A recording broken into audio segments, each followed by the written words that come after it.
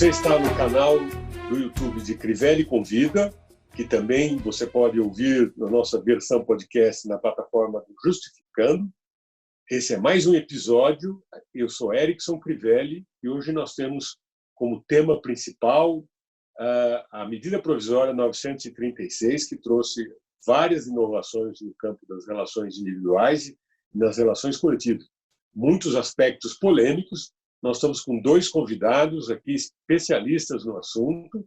A nossa sócia, doutora Lúcia Porto Noronha, que tem largos anos de experiência em assessoria sindical, assessoria fundo de pensão, e é a responsável em Crivelli Advogados pela área coletiva e responsável pela negociação nacional dos bancários, assessora dos sindicatos bancários de São Paulo e a Contraf. Temos também hoje, como convidado, o André Luiz Torres, que é coordenador da área previdenciária de Crivelli Advogados, advogado também com mais de 10 anos de experiência na área previdenciária, bem mais de 10, né, André? Não vou declinar aqui. Muita experiência na área previdenciária. Como essa medida provisória tem também reflexo na área previdenciária, ele está aqui hoje para nos ajudar nas questões técnicas que eu e a doutora Lúcia apenas claudicamos, né, doutora Lúcia? Doutora Lúcia, eu gostaria que você fizesse uma introdução, desse um panorama geral da medida provisória. Depois, nós vamos fazendo perguntas e, na hora que tiver do nosso André Luiz entrar também, ele entra em cena para tratar dos temas específicos. A palavra é sua. Boa tarde para todo mundo. Nós vamos falar um pouquinho sobre a MP 936. Mas antes da gente falar especificamente do que ela prevê, eu gostaria de falar desse contexto que a gente está. Então, nós estamos desde o começo do ano numa pandemia do coronavírus, né, a Covid-19, e que tem um impacto muito grande nas relações de trabalho. E aí, com o pretexto declarado de preservar os empregos e as rendas, foram editadas algumas medidas provisórias. Então, a primeira delas foi a 927, que introduziu a possibilidade de serem feitos acordos específicos ou, mesmo sem um acordo, que os empregadores adotassem medidas para não demitirem os trabalhadores, né? Então, tem a previsão de teletrabalho, de banco de horas, de antecipação de férias, antecipação de feriados.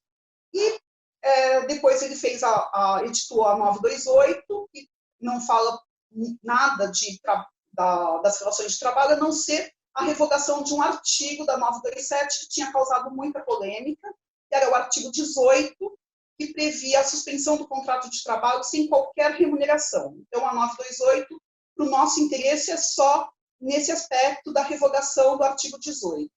E aí, em seguida, foi editada a 936.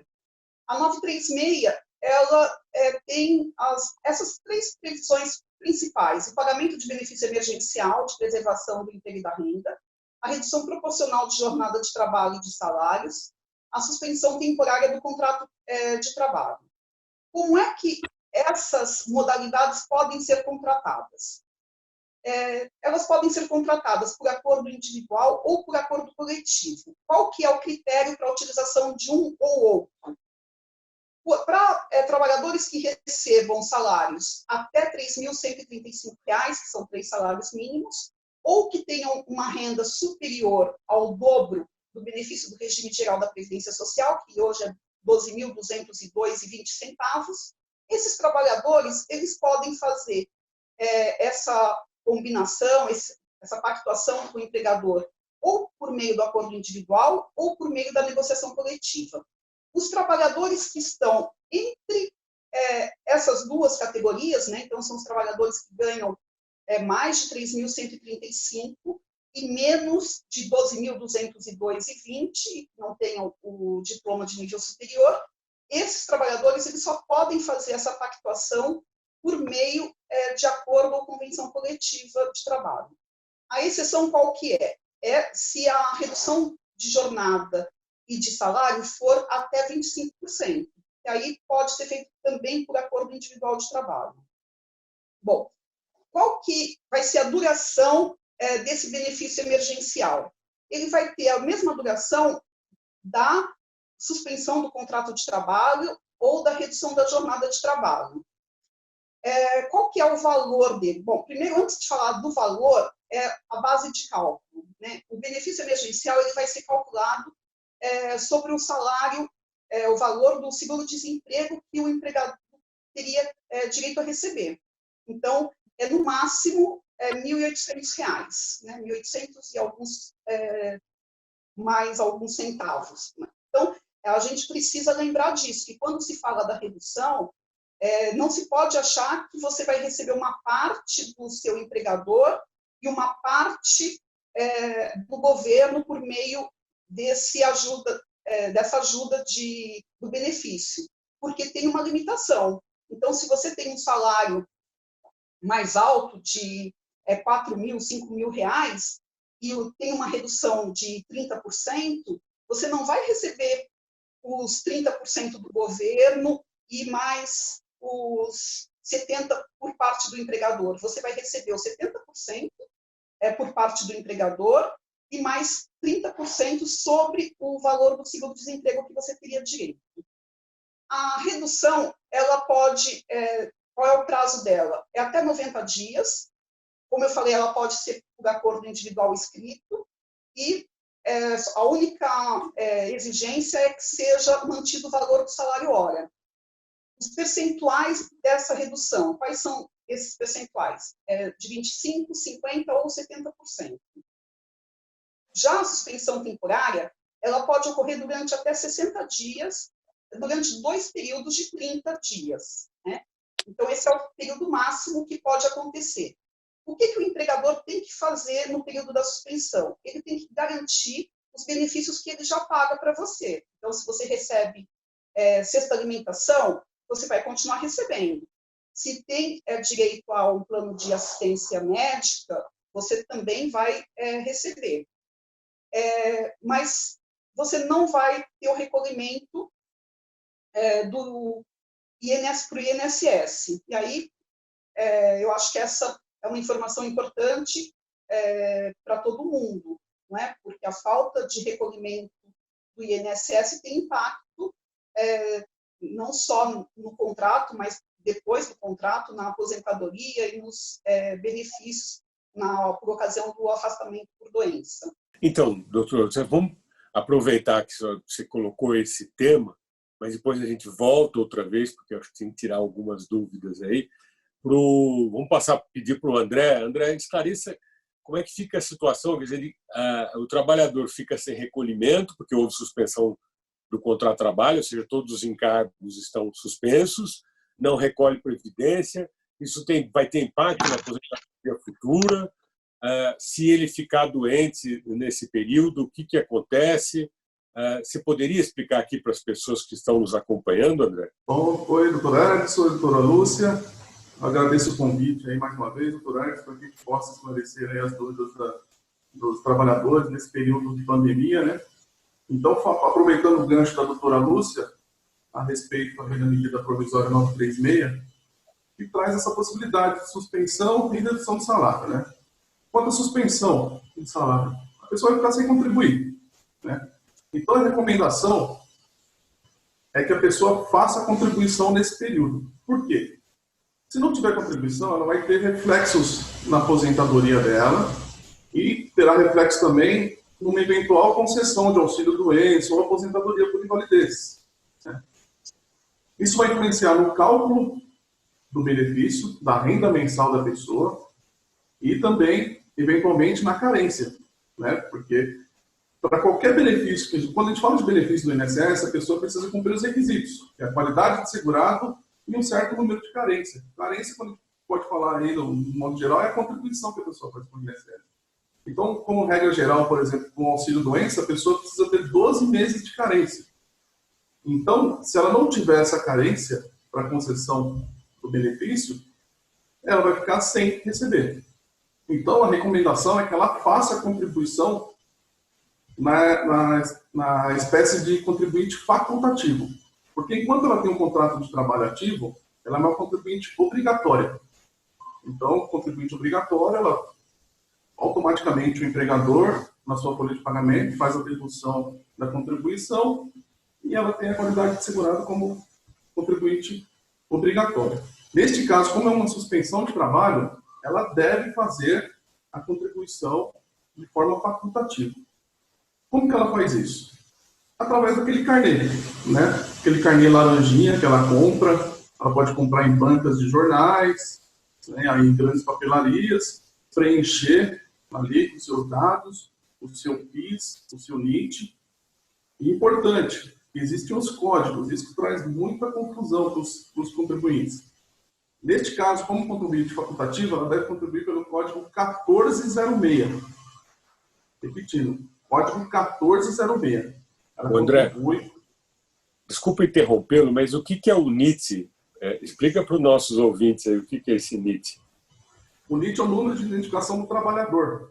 Ele é a mesma coisa do PIS, né? O número do PIS. É o número do PIS do trabalhador, é isso? Isso, é. Tá. A pessoa ela vai encontrar esse PIS na carteira de trabalho ali, às vezes está grampeada lá no fundo do PIS, ou no CNIS dela, que é um documento que vem do INSS, ou o extrato do fundo de garantia. Então, por aquele número, ela preenche com aquele número para fazer as contribuições.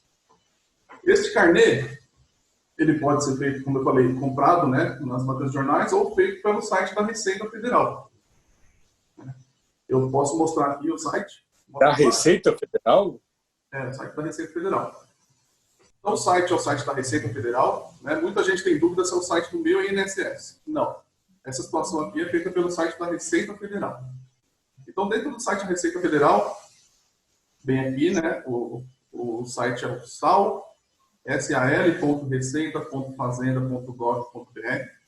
Ele já vem para esta tela aqui. Nesta tela, existem as possibilidades aqui de contribuição. Contribuintes filiados antes de 1999 e contribuintes filiados a partir de 99. Então, você tem que ver em qual situação você se enquadra. O que é isso, contribuinte filiado? É a data da sua primeira contribuição ao INSS. Então, aqui, geralmente, as pessoas têm a filiação aqui antes de 99. Então, nós clicamos aqui. Aí vem para essa fase aqui, a categoria que nós vamos fazer. A categoria aqui, ó, pode observar que tem autônomo, doméstico, facultativo, segurado especial. Então, nesse caso aqui, a gente vai como facultativo. Aqui, a gente vai colocar o número do PIS, que é o NIT. Né? NIT, PIS, PASEP. Então, esses números podem ser encontrados lá na carteira de trabalho ou no extrato de garantia. Né, doutor? Geralmente grampeado lá no final. Se a pessoa não perdeu, ele vem grampeado lá no final da carteira de trabalho. Ele não está impresso no texto da carteira de trabalho. Ele vem grampeado quando emite a carteira e faz o primeiro registro de emprego, né? Você adquire um NIT. Às vezes pode ter mais de um, né, doutor André? Porque quando muda de emprego, às vezes o empregador faz um outro cadastro. É possível isso? É possível também. Se a pessoa tiver essa situação, ela tem que, né, procurar saber e verificar para regularizar essa situação. Então aqui a gente coloca o NIT.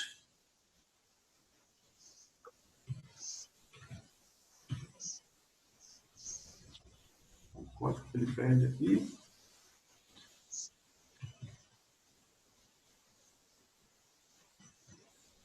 Nós vamos para essa tela. Então, confirma os dados. Confirmados os dados, se é a pessoa mesmo do NIT. Confirma. Aí, na confirmação, vem aqui a competência. Então, tem que observar quando a pessoa começou, quando a empresa já fez o contrato aí de suspensão de trabalho. Então, aqui a gente coloca aqui a competência, porque é importante ver essa questão da competência. Hoje, a gente está em 14 de abril. Né? Então, o vencimento amanhã de 15 de abril, ele vale para a competência de março. Tá? Então, todo dia 15 do mês vigente vale para a competência anterior. Então, como a gente está em abril aqui, a competência vai ser 3 de 2020.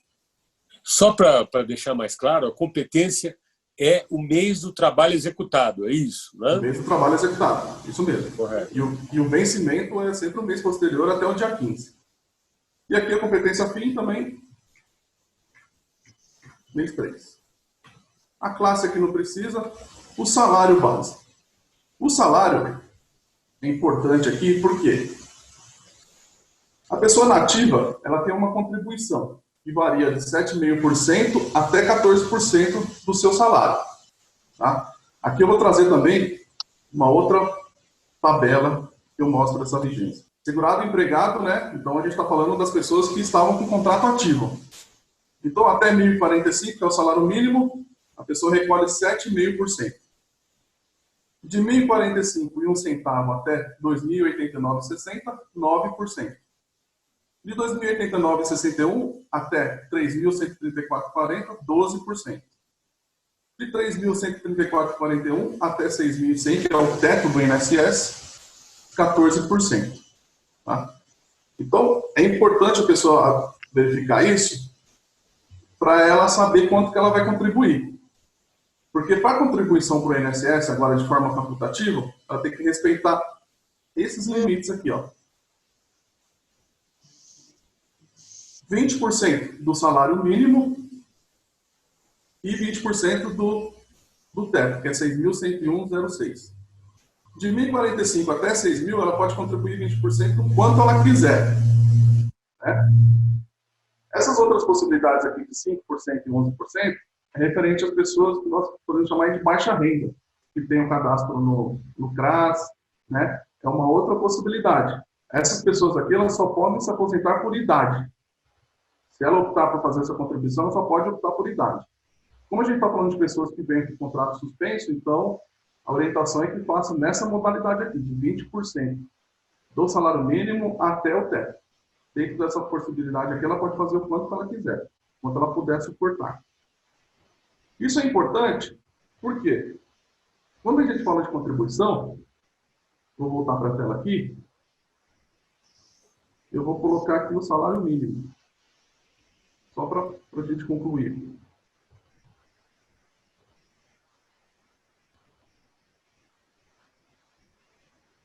Quando a gente conclui aqui, a gente observa aqui, se é facultativo mesmo, está tudo certo, a gente confirma. Quando confirmar, vem para essa tela, virar guia GPS.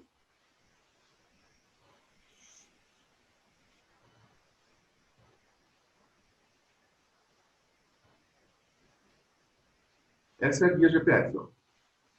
Então, a pessoa que ela contribuindo pelo salário mínimo, 20% do salário mínimo, ela vai pagar R$209. Correto aqui? Sim, está bem visível na tela para todo mundo aqui. Tá.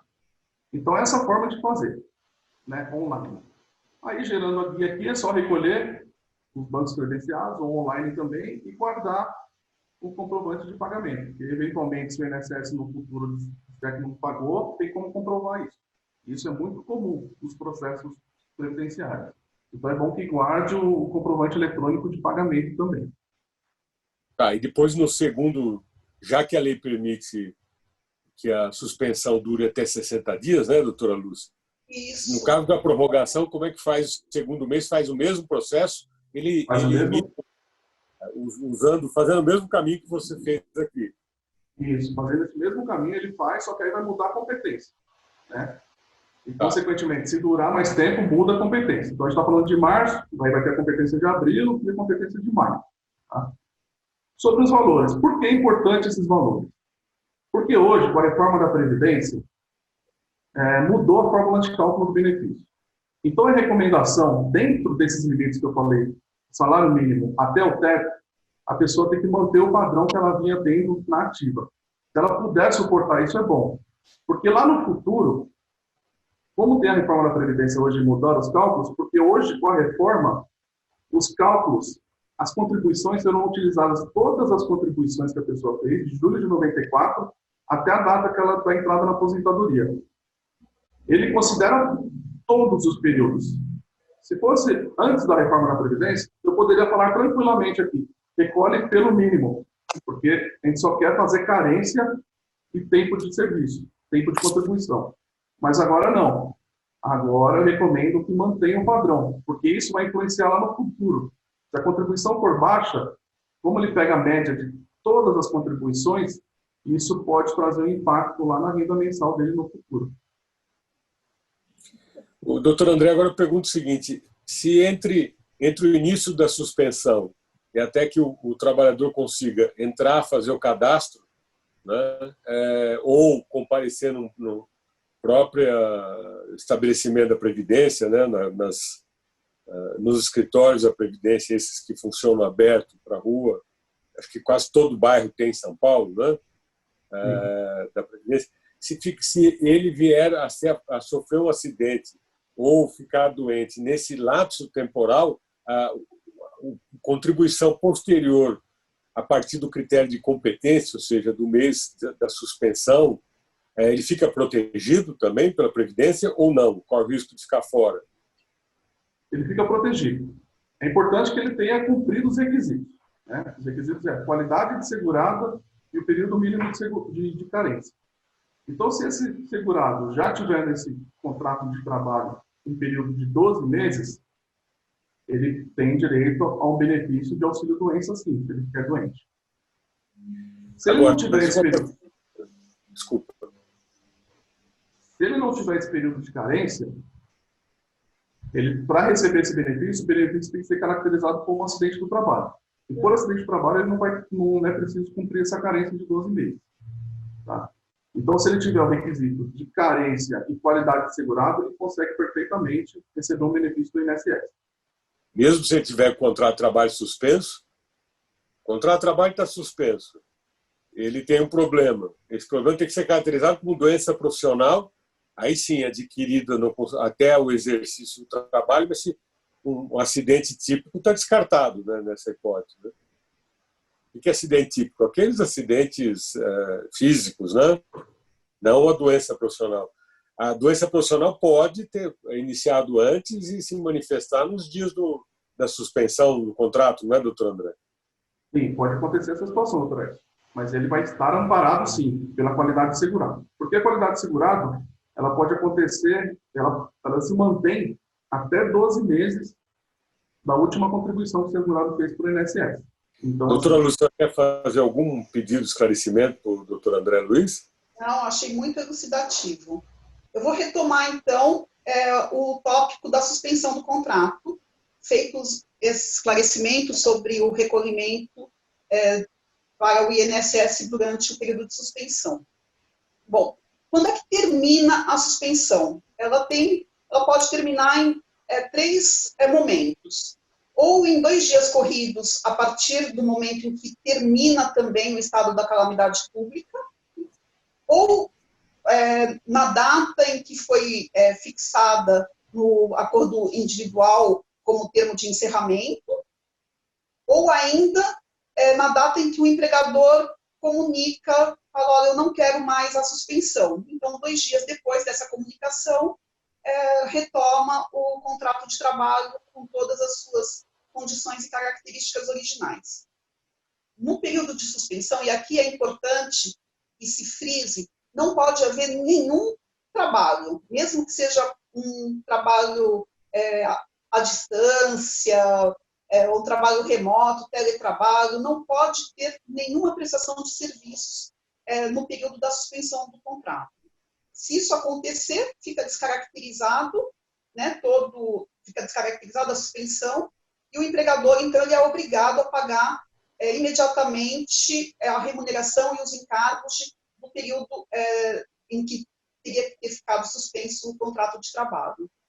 Tem uma limitação importante aqui na suspensão, que é em relação às empresas que, durante o ano calendário de 2019, tenham tido uma receita superior a R$4.800.000. Essa empresa, para ela suspender o contrato de trabalho dos seus empregados, ela vai ter que pagar uma ajuda compensatória mensal, no valor mínimo de 30% do salário do empregado. Então, os empregados dessas empresas, eles não vão poder ter a suspensão total do contrato, no máximo 70%, e aí a empresa vai fazer o pagamento dessa ajuda compensatória. A ajuda compensatória, ela é obrigatória para essas empresas, mas ela é facultativa para todas as outras empresas. Então, as empresas que fizerem a suspensão do contrato de trabalho dos seus trabalhadores pode acertar também, pode pactuar o pagamento de uma ajuda compensatória. E aí ela vai ter que estabelecer isso ou num acordo individual ou por meio de negociação coletiva. Mas aí é importante ressaltar as consequências do pagamento dessa ajuda compensatória. Ela tem natureza indenizatória, ela não é considerada para qualquer, na base de cálculo para qualquer imposto, para qualquer encargo, não tem também recolhimento do FGTS em relação a isso. Né? Então, é um pagamento de uma verba que a natureza dela é indenizatória e depois de suspenso, aliás, depois que retoma o contrato de trabalho, esse valor que foi pago a título de ajuda compensatória não vai integrar o contrato de trabalho do trabalhador. E é o empregador que paga essa ajuda compensatória? A ajuda compensatória, sim, ela vai, como eu falei, ela é obrigatória para algumas empresas e facultativa para todos os empregadores. Doutora Lúcia, exatamente o limite do corte, quando ele fala em faturamento, aliás, receita bruta, né, é a linha de corte entre microempresa e as empresas que são submetidas ao lucro real, né? Aliás, acho que a medida provisória fala lucro real, só isso. Queria observar. Faz esse corte em relação ao faturamento da empresa. O que ela prevê também, essa medida provisória? Ela prevê que o trabalhador que recebeu o benefício emergencial, quer em decorrência da suspensão do contrato de trabalho, quer em decorrência da redução da jornada, ele vai ter uma garantia de emprego. E essa garantia de emprego é uma garantia que vai vigorar durante o período em que ele estiver sujeito a essa redução ou a suspensão do contrato e pelo período equivalente após a suspensão ou redução da jornada e do salário. Mas, apesar de ser uma garantia de emprego, o empregador pode mandar embora. Ele pode mandar embora desde que ele faça o pagamento de uma indenização e essa indenização, o valor dela vai variar conforme o período em que ele ficou e o percentual, na verdade, de redução. Então, conforme o percentual de redução ou da suspensão, vai ser feito um pagamento de uma indenização que ela pode ser de 50% até 100% do salário que o empregado teria direito durante a garantia provisória. Então, é uma garantia provisória, mas não garante, de fato, o emprego, porque pode ser mandado embora desde que haja o pagamento dessa indenização adicional. Bom, então, doutora Lúcia, entendi, essa garantia de emprego, desculpa interrompendo, mas é diferente daquela garantia de emprego clássica que os trabalhadores estão acostumados a escutar, que tem, né, algumas convenções coletivas, ou seja, que só poderia mandar por falta grave. Quer dizer, pode dispensar nessa garantia de emprego aí a meia medida e há uma indenização extra prevista na medida provisória, é isso? É isso, e que, na verdade, assim, vai haver também uma indenização, mas que nesse momento de pandemia parece bastante contraditória a razão da edição da medida provisória, que é garantir o emprego, e a possibilidade de ser feita a dispensa do empregado, porque pode ser feita, né? Quando diz que tem a garantia de emprego, mas pode haver a dispensa com o pagamento, na verdade, está sendo relativizada de uma forma bastante importante essa garantia que é dada num primeiro momento. Bom, como a gente já disse, pode ser feito também um acordo coletivo, né, ou a convenção coletiva para fazer o regramento da redução da jornada ou mesmo da suspensão do contrato de trabalho. E aí tem algumas outras regras que devem ser observadas. Porque, como eu falei, originalmente, a suspensão ou a redução da jornada, ela poderia ser de 25%, 50% ou 70%. Por acordo coletivo ou por negociação coletiva, pode haver a fixação de percentuais diferentes desses. E aí, o benefício emergencial, se a redução for inferior a 25%, não vai ter nenhum pagamento a título de benefício emergencial. Se a redução for entre 25% e 50%, vai haver o pagamento do benefício e ele vai ser correspondente a 25% sobre o valor mensal do seguro-desemprego a que o empregado teria direito. Na hipótese de ter uma redução entre 50% e 70%, o valor do benefício emergencial ele vai ser correspondente a 50%. E na hipótese de uma redução superior a 70%, também esse benefício vai corresponder a 70% do valor mensal, sempre lembrando que é de seguro-desemprego. Aí foi previsto, porque como já tinha sido prevista a possibilidade de suspensão do contrato de trabalho sem nenhuma remuneração, muitas empresas correram e fizeram contratos com os trabalhadores para estabelecerem essa suspensão. E aí tem a previsão nessa medida provisória de que as empresas que assim agiram, elas podem agora fazer adequação nos termos da medida provisória 936. Quem que pode ficar sujeito a essa medida provisória? Todos os contratos, com exceção dos trabalhadores dos órgãos da administração pública direta, indireta, empresa pública, economia mista, organismos internacionais. Então, se aplica também para os empregados aprendizes, né, que estejam com contrato de aprendizagem e que tenham jornada parcial. Bom, o que mais que prevê essa medida provisória?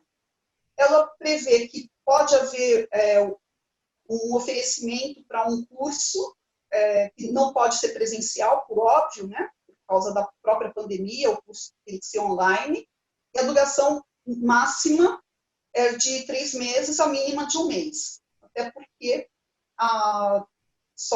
o prazo máximo é realmente de 90 dias. O que foi estabelecido também em relação à convenção coletiva?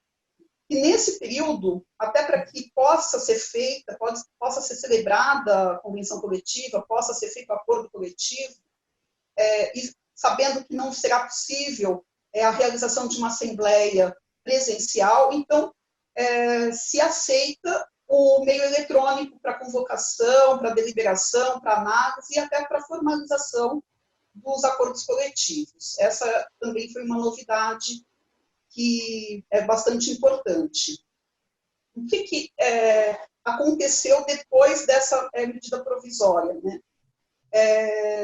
Hoje a gente sabe que já tem mais de 1 milhão, se eu não me engano, de contratos que foram firmados, com impacto muito grande para os trabalhadores.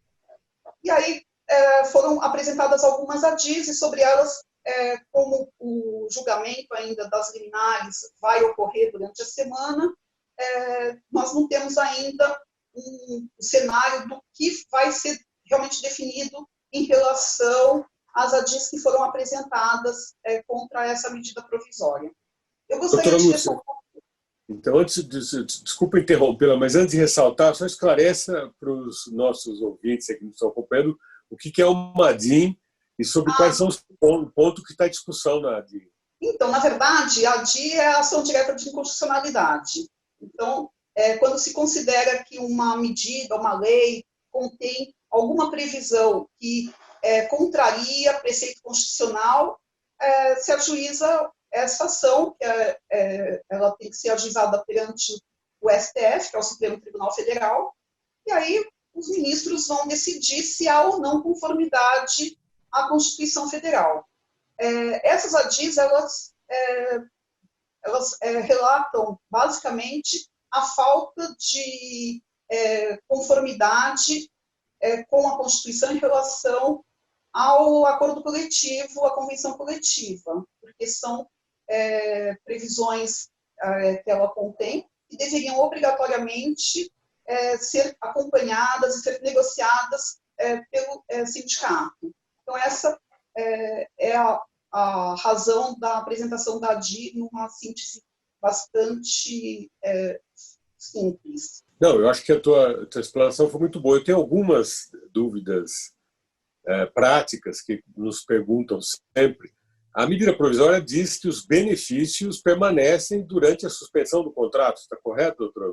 Está certo. Na verdade, o que você combinou com o seu empregador em relação a plano de saúde, a benefício auxílio creche, auxílio babá, ou porque tem previsão na lei, ou previsão em instrumento normativo, seja acordo coletivo ou convenção coletiva de trabalho, durante a suspensão você tem que receber. Não pode haver a supressão disso. E também é importante falar que o salário hora ele tem que ser observado. Então, você vai poder reduzir a jornada, mas o salário hora você tem que preservar.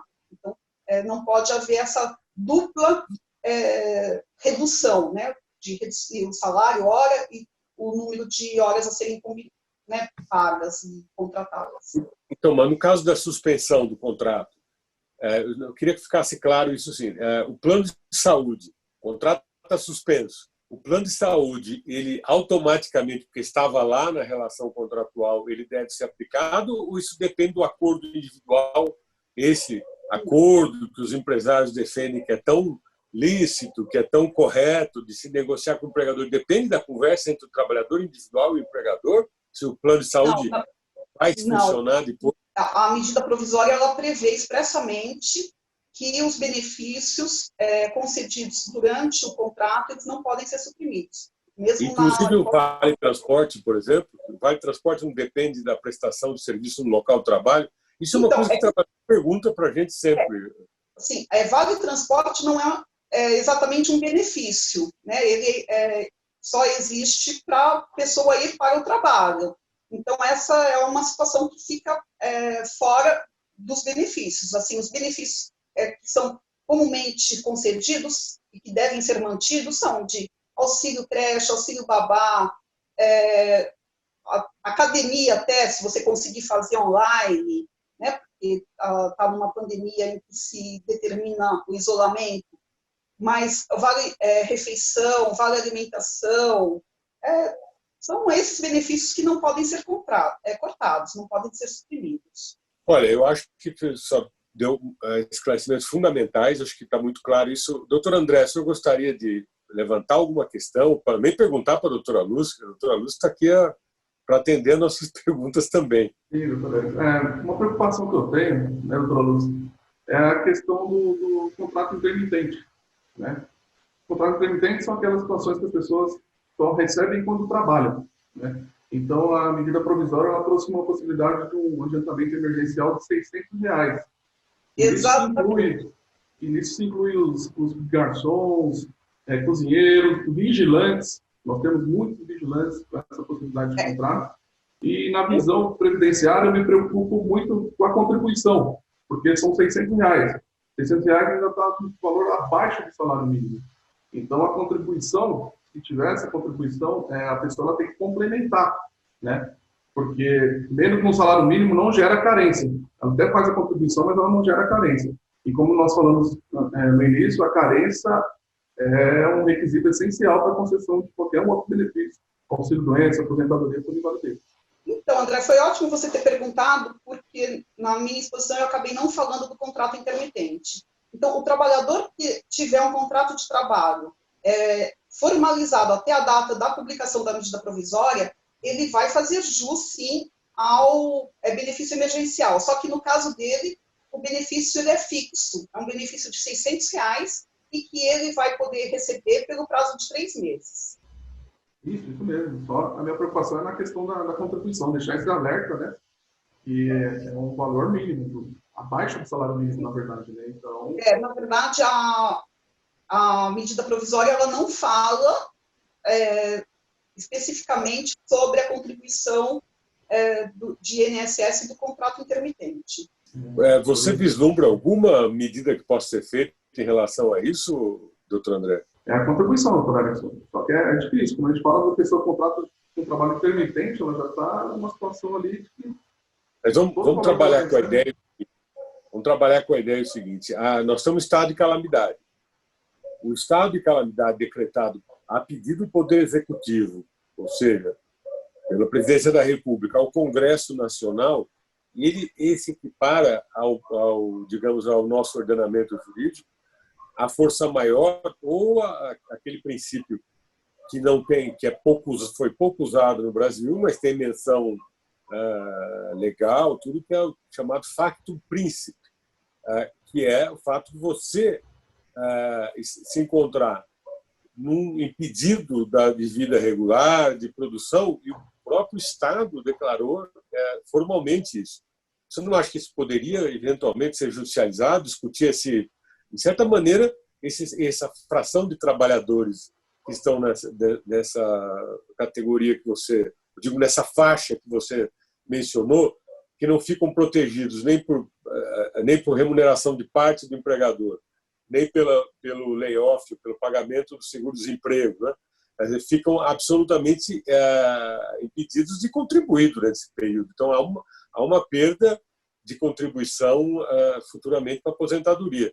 Eu acho que, de alguma forma, deveria se pensar em responsabilizar a União, que quem declarou o Estado, solicitou, que declarou o estado de calamidade, que é uma força maior, ou eu insisto na ideia do factum principe, se isso não poderia amanhã judicializar a União. Mas eu não vou pedir que você dê uma resposta sobre isso, mas acho que essa é uma reflexão que nós podemos fazer e voltar a esse assunto. Até porque a doutora Lúcia, como a doutora Lúcia mencionou, no dia 15, né, doutora Lúcia, no dia 16, do Supremo Tribunal, dia 16? Dia 16. Então, no dia 16, o Supremo Tribunal Federal vai manifestar-se sobre a constitucionalidade do acordo individual de trabalho que foi introduzido pela medida provisória. Então, de qualquer forma, posso ir adiantando para as pessoas que nos acompanham aqui pelo YouTube ou pelo podcast que nós devemos retornar a esse tema. Então, doutora André Luiz, eu deixo essa questão para o senhor pensar em casa, ou aí no seu isolamento, para trazer alguma reflexão sobre isso. Como proteger, como fechar esse lapso temporal. Parece bobagem, mas eu costumo sempre contar para todo mundo que eu não aposentei pelas condições anteriores por questão de 40 dias com a decretação da reforma. Às vezes, 2 meses pode vir fazer diferença, sim, para o trabalhador no futuro, na hora de pedir aposentadoria. Vocês teriam mais alguma questão a observar hoje para a nossa discussão aqui com os nossos ouvintes? Sim, eu gostaria de fazer um último esclarecimento, que eu vejo que as pessoas têm dúvida em relação ao seguro-desemprego. Então, como a verba é paga com base no valor do seguro-desemprego, é comum a dúvida sobre o que vai acontecer se ela vier a ser demitida, se ela vai poder receber o seguro-desemprego ou não. E vai, na verdade, se ela preencher os outros requisitos, ela vai também poder fazer o requerimento e receber o seguro-desemprego. Mas as pessoas que tiverem menos do tempo de carência para o seguro-de-emprego não estariam cobertas, certo, doutora Lúcia? Sim, na verdade, continua sendo necessário que preencha os requisitos, né? Mas, em preenchendo os requisitos, ela vai também poder receber o seguro-desemprego depois da demissão. Tá bem. Eu acho, então, posto isso, doutor André, que eu gostaria de falar, de acrescentar mais alguma observação? Não, correto.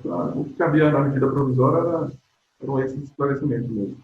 Então, vamos encerrando mais este episódio, onde nós discutimos a medida provisória 936. Retornaremos outra vez em um outro episódio após o julgamento do Supremo Tribunal Federal, dia 16, e devemos, evidentemente, aguardar a publicação do texto.